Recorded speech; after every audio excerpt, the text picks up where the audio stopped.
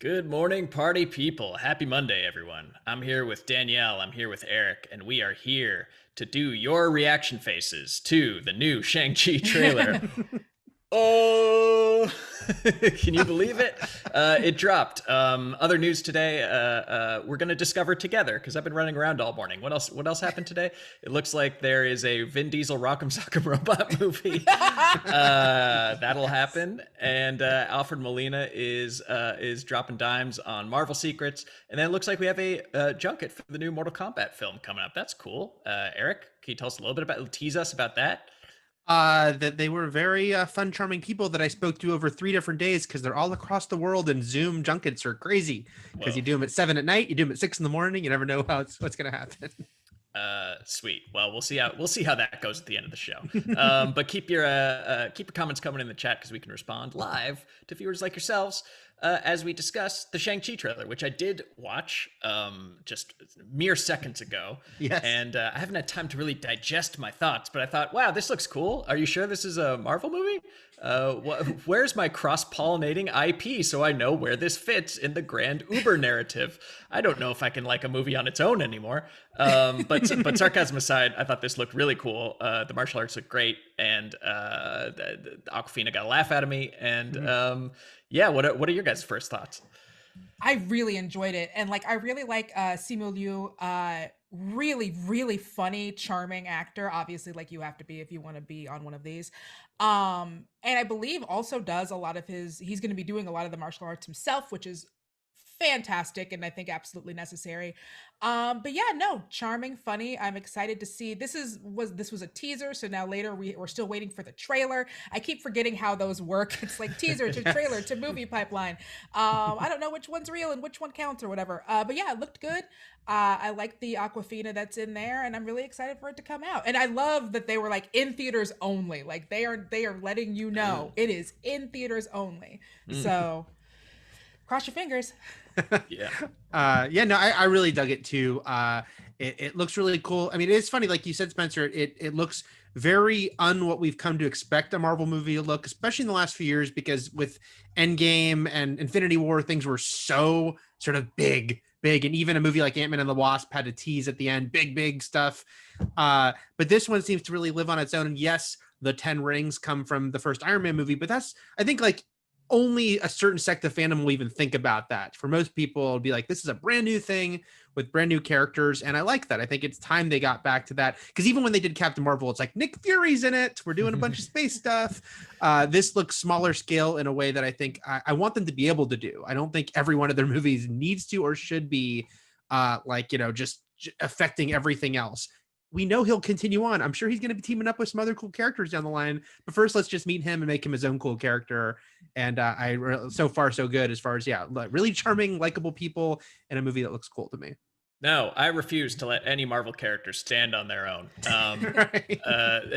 Specifically, the villain, Wenwu, is apparently newly created for the MCU. But Kevin Feige said that one of the many names Wenwu has gone by is the Mandarin. So, Yes. what do we think about this being the potential for this being a soft Mandarin reboot, or is Ben Kingsley the definitive Mandarin version that we're going to get?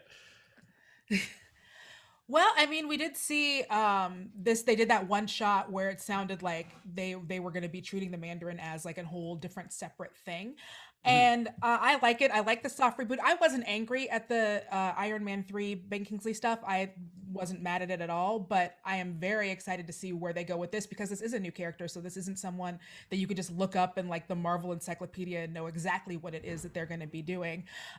So yeah, like I'm very excited. I want to see that wiki page get filled, you know? We are all about that wiki life. I love Iron Man 3. I love Trevor Slattery. I think that's one of the greatest scenes I've ever seen in a movie. The reveal. the thing is, as a Marvel Comics fan, I never thought the Mandarin was that interesting a character, which is why I also think you can make a really cool, spooky, dangerous villain out of the Mandarin too. So I'm excited, to see this Wenwu character and how he fits in. It also makes sense. I mean, in the comic books, it was like Fu Manchu literally was Shang-Chi's father, and they both legally can't do that anymore, nor would they want to for a lot of outdated reasons. I think this is a kind of a cool way to introduce the concept of the Mandarin again in a different way. And we'll see if we get our Kingsley cameo in there that I've got those fingers crossed for. Yeah, I mean, I agree that it seems nice that this is seemingly a smaller scale Marvel movie. It doesn't seem like they have universe destroying stakes this time. It seems like your friendly neighborhood Shang-Chi, and he's like, solving the movie Speed and helping people out just around the block. And he's fighting Razor Fist, who has fists on his razors on his fist. And they give us that sweet Marvel father issues stuff that we love. Oh, you so gotta much. have a bad dad. You gotta have your a daddy sad issues. or bad dad. There's no way to get out of a Marvel movie without it. DC, it's moms. Marvel, it's dads. There are two types of hero in this world. And yeah, Danielle, you brought it up that this is an only in theaters release. So you said September is the release date? September 9th? Yep. Like September 9th or 3rd, one of those, yeah. I mean, do we think they stick to that? Will there be theaters left by September to go see this in? Or do you think that, what if like Black Widow does gangbusters on Disney Plus? Do you think there's any way to reverse course on this? Or are we going to have to leave our house to see Shang-Chi? I think they're going to make us leave our house. I think like putting a definitive date on there was definitely like the Marvel version of touch grass on your way to come see our movie, you know? By the way, that was my typo. It is September 3rd. You were right, Danielle. September 3rd. Yeah. I think they want to do theaters. I think the Godzilla versus Kong box office has probably gotten people excited by the potential. And I know that there's two sides to that, because the other side is saying, hey, but it's also on HBO Max and it didn't hurt its box office. I see that side of it, but I think they want to go back to eventizing this. We know that Feige himself is a big proponent for these being in theaters at least a little bit first, and he kind of relented on Black Widow. But it seems like the back half of the year is when they're really hopeful that they can get these back in theaters. I'm not saying they won't do a quick turnaround to Disney Plus, but I think they want a few weeks in theaters to once more kind of make these feel like a unique experience. So I think, it's fingers crossed. We don't know. Things keep changing. A million things have changed so many times. But right now, I'm hopeful that this movie will open September 3rd. And I'd like to see it in a theater. So yeah, I think it's going to happen. Well, I used the brief time that you two were talking to check Twitter for any cool Easter eggs or something we may have missed. And it appears that there is a chalk drawing of John Walker's Captain America shield in the background of one scene. So this does officially take place in the MCU. We've done a chalk drawing of John Walker's shield will appear, confirmed. What does this mean for Phase 9? We'll have a bunch of videos about it, I'm sure. I feel like the one thing that is like a strange burden with the MCU now, I'm very curious how they'll deal with, is the blip of it all. Because it's like Falcon Winter Soldier is the first show to kind of give it a little more like weight. And it is like, how much do we deal with this? How much do we deal with like, which of these characters have gone for 5 years and came back? It's like just a strange thing that they'll have to deal with for quite a while. But at the same time, I think, Spider-Man Far From Home, I was still able to mostly just be like, all right, I'll just have a fun time with Spider-Man and his friends. And I'm sure I can do the same thing with Shang-Chi. Who among us hasn't had a lost 5 years? 18 to 23, just throwing those out there. Who knows what happened then? But yeah, that's a good point, Eric. They'll have to deal with all this stuff eventually, because no one stands alone in the MCU for very long. Not even Spider-Man, especially not Spider-Man. So Shang-Chi, I hope you're cool. Shang-Chi and who's the inevitable buddy cop that they'll draft him with? I don't know. Like, yeah, there's a million. I'm like, will we get cinematic Daredevil here, whether it's Charlie Cox or not? I don't know. There's so many options. Probably like Ant-Man.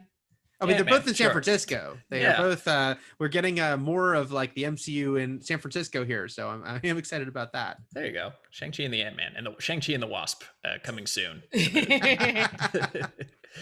Well, that's I'm sure we'll probably have more to say when we get a trailer, because that was just a teaser. You know, that's just a little, it's just whetting your appetite. But we'll really dig in when they release a trailer for Shang-Chi. I don't know what that was, but it was just a whiff of Shang-Chi. But I liked it. I think we all did.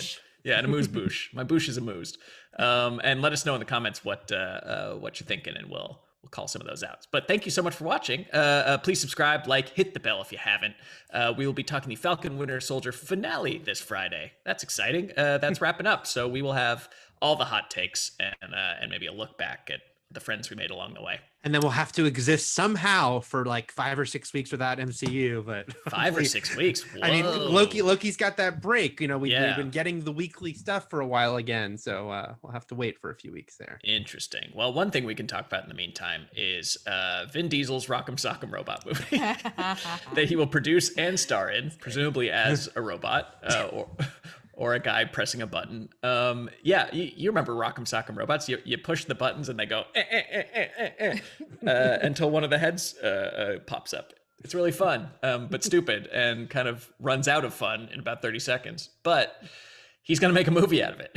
Universal and Mattel are partnering, being written by the same minds behind Rampage, where they stubbornly refused to make The Rock into a kaiju sized at the end, even though the ingredients were right there. They were. So yeah, missed that boat. But the story follows a father and son who form an unlikely bond with an advanced war machine. Again. Yes. We gotta get this war machine to punch another war machine until the head pops up. I really thought that like Real Steel was gonna take some of the heavy Real Steel vibes. Yeah. Will Real Steel be the villain? Is this a whole Rock'em Sock'em Robotiverse? Hugh Jackman will be controlling Real Steel, and Vin will be controlling whatever Rocky. We can only hope. It's so funny when they're turning these toys into movies, because Transformers, not that they did it great, but Transformers comes with lore, right? It comes with like a lot of backstory. But the Rock'em Sock'em Robots is literally like and there's a ring around them. So the fact that now they have to be like, what's the lore of Rock'em Sock'em Robots? And then they're like, have you seen Real Steel? That's the lore of Rock'em Sock'em Robots. From the planet Rock'em Sock'em, here come they better put a damn ring around them. Yes. Yeah. There better be a ring around, or the angry Rock'em Sock'em originalist fanboys they're gonna have a field day. They need only like awkward angled upwards jabs. That's the only way they can fight. I hope that they spend $100 million to make it look like the actual Rock'em Sock'em toy, where they're just going like this a bunch. If I see one kick, I'm out. Yeah. I mean, so I presume Vin is the father here in this equation. So it is funny because now, Dom's a dad in the Fast and Furious movies too. So it's like he's entered the now my characters will be fathers stage of his career. You know, I remember everything about my father, which is also myself. My dad always said, you don't just rock him, you got to sock him. Big Father Day here. If I don't get to have my Robot Jocks reboot / sequel, then I guess I'll take this. Please watch Robot Jocks so that we get a fan petition going to release the Snyder cut of Robot Jocks, because that one's a hidden gem. That's my Transformers. Yes. So yeah, any last reaction faces to the Rock'em Sock'em Robot movie starring Vin Diesel? Great. And freeze. And thumbnail. Great. So The Flash is back in production. In other news, the movie The Flash, which I still don't believe is real. That's amazing. That when they said that the movie started production today, I was like, "Are you sure? Are you sure? Are you double, triple sure?" Because it's had like 12 writers and half as many directors. And Ezra Miller's got his issues, so to speak. So this is allegedly actually happening. Are you excited, or is this like you'll believe it when you see the first sweet teaser? Or are you excited that this movie's actually going to happen? Yeah, I think I'm waiting until I see like a teaser, just because it has been such a long road with The Flash. And Flashpoint for me, just anytime you get into the timey-wimey stuff with The Flash, I get a little like, it's not always necessarily for me, and I know what this is going to be, but I will say it does sound a lot cooler. It just, I don't know. It's been a long journey with this Flash. I don't want a New Mutants it, but that's kind of the feeling that I still have, where I'm like, I'll believe it when you show me an on-set photo. Give me a good on-set photo of someone covered in dots, and I will definitely believe this is happening. Let's get a Joe Starr set visit going. Let's send him there, and then let's sit on it for 4 years.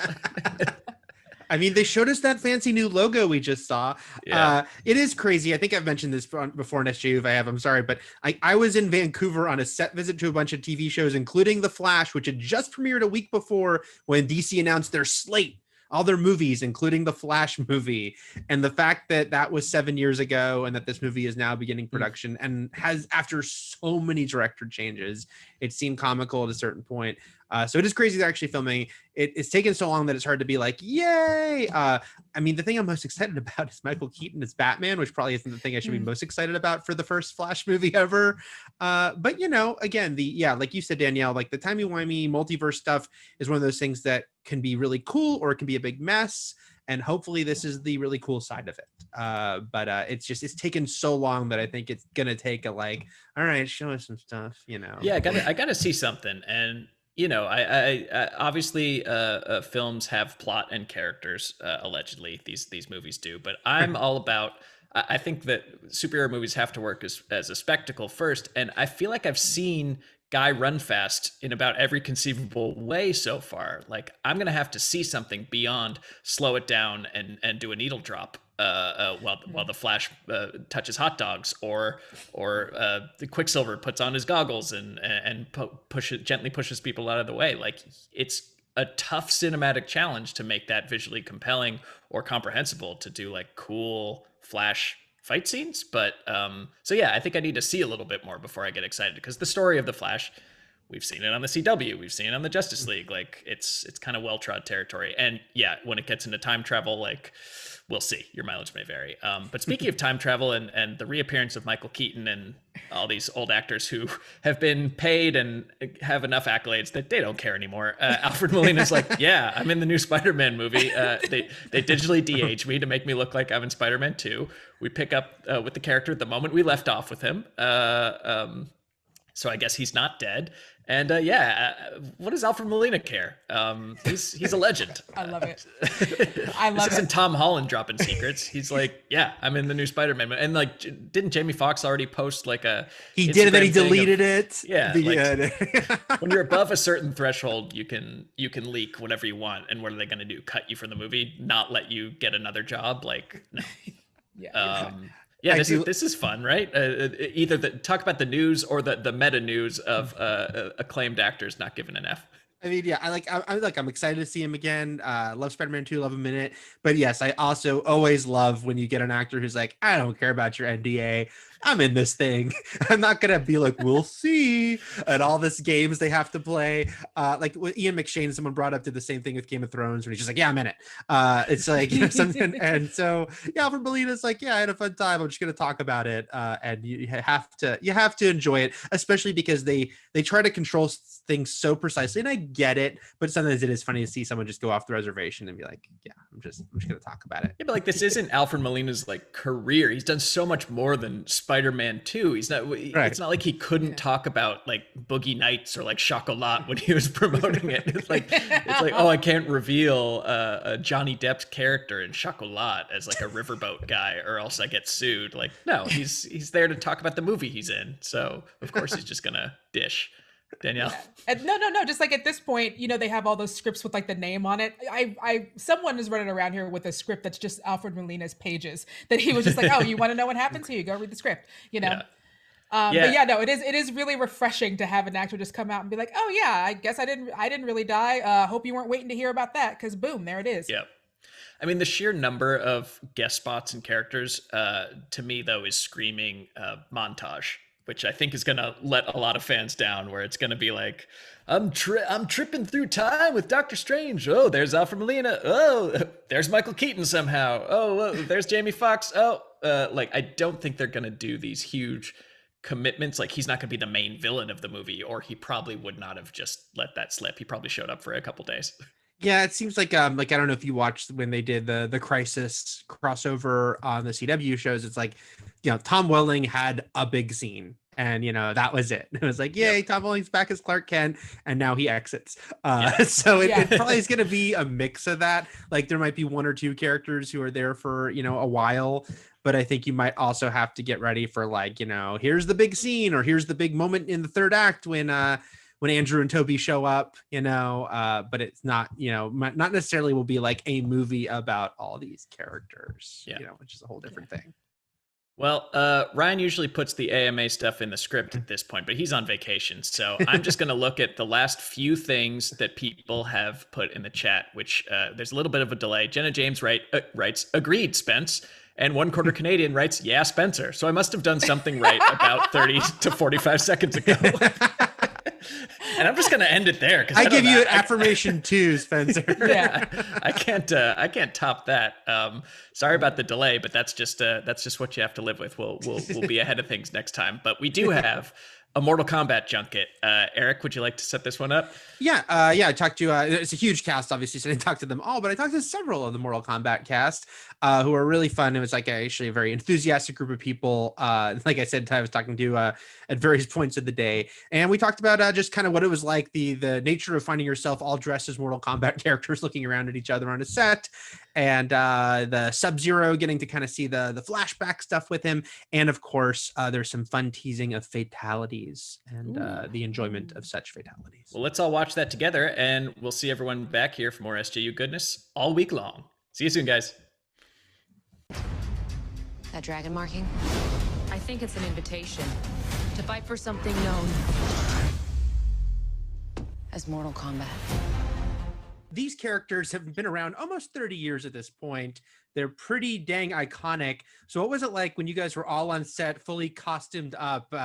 Was it kind of a surreal experience? Lewis and I keep calling this we have these moments that we call nerdgasms, right? So like we both saw Sub-Zero in his costume for the first time. We were shooting a scene in an alleyway, and like there's all this smoke coming up, and then Joe steps out of the corner, out of the darkness, and into the smoke, and we're both like, "That's Sub-Zero." We're trying to be professional at the same time, like we're looking at Sub-Zero. Fortunately for me, my character is experiencing the shock and the awe at the same time, and I get to kind of use that into my performance. And so for me, I had that moment until the last day on set, just looking at Hiroyuki Sanada in his Scorpion outfit every single time. I was like it was a different energy. I mean, you felt it. The director, Simon McCoy, was really trying to create this real world feeling in the sense that, tried to use as little green, blue screen effects and CG as possible. So as Jess said, it wasn't just, you weren't just in costume and seeing everyone. You felt like you were in the world. And so it was this really surreal experience where you felt like you were in the game. And that just helped with the acting of it all, After the sort of novelty of going like, oh my God, I'm Kano, wears off, then you're like, nah, Kano, you start getting into it. No matter how many of my people you put in the ground, we will not fail. What was your proudest accomplishment in the movie, and what did it take to achieve that? Mine was the knife catch stunt that I did right before I stabbed Reptile. I worked really hard to try and get that wire stunt, and poor Josh had to cop the brunt of that because it took me about 30 takes to actually nail that shot. And Josh was just hanging basically by like this harness in front of a burning wall and was just dripping in sweat, the poor guy, and it took me so many takes, so he had to keep getting hoisted back up in front of the burning wall. I seem to remember Jess being like, I could do one more, and I'm sort of hanging there going, I think we got it. I think. First learned about this 7 years ago on a mission in Brazil to capture a wanted fugitive. When we got there, it tore through our unit in seconds. The film has such a great opening too for you. Were you excited that they gave you guys that this like 13 minutes period piece? It's all subtitled. Was that great for you that you got to immerse yourself in that way as the introduction to this character? First, I thought like this Mortal Kombat is just gonna be like the previous Mortal Kombat. It's just about bad guys, group of good guys, bad guys, go to the tournament and kill each other. So I read the script, the first 10, 15 pages of that is about the story in the forest that way before they're the super ninjas, way before that. So for me, that's a really important scene.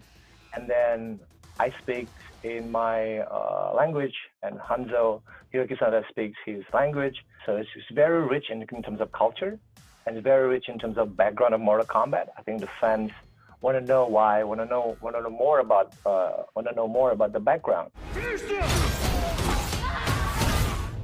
Kano wins. Flawless victory. What was it like for you guys to see the fatalities come to life, especially in the final cut of the film? It's obviously the fatalities are, something that the fans are really, really keen to see. We were equally keen to see them as well. And I don't think they disappoint.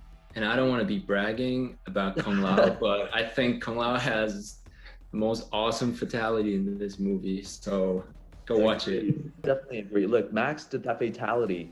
We had to film that twice. We had to do it before the pandemic and then during the pandemic as well in studio. And Max must have done more than 30 backflips to do that one thing himself. And then still afterwards, he comes up to us. He comes up pouting, all sad, going, I don't think I did the perfect backflip. And everyone else's jaws are already on the floor.